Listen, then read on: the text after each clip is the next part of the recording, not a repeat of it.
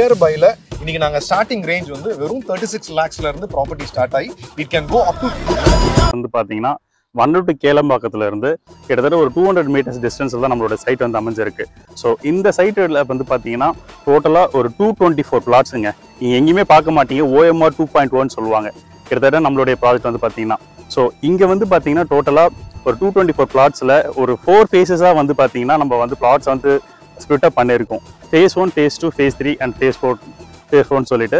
So இப்போ நான் கரெக்டாக எங்கே ஸ்டாண்ட் பண்ணியிருக்கேன்னு பார்த்தீங்கன்னா phase 2-ஓட லேஅவுட்டில் தான் இருக்கேன். ஸோ phase 2-ல கிட்டத்தட்ட பார்த்தீங்கன்னா டோட்டலாக ஒரு 128 பிளாட்ஸ் இருக்குங்க. phase 2-ல மட்டுமே நார்த் ஈஸ்டிங் பிளாட்ஸும் இருக்குது, ஈஸ்ட் இருக்குது, வெஸ்ட்டு இருக்குது, சவுத்தும் இருக்குது. ஸோ எவ்வளோ சீக்கிரம் வர முடியுமோ அவ்வளோ சீக்கிரமாக வாங்க. நீங்கள் பிடிச்ச பிளாட்டை வந்து பார்த்தீங்கன்னா சூஸ் பண்ணி நீங்கள் வந்து புக் பண்ணிக்கலாம். ஸோ நம்ம சைட்லேருந்து பார்த்தீங்கன்னா லேண்ட் வித் கன்ஸ்ட்ரக்ஷன் நம்ம வந்து பார்த்தீங்கன்னா பண்ணி கொடுத்துட்டு தான் இருக்குங்க.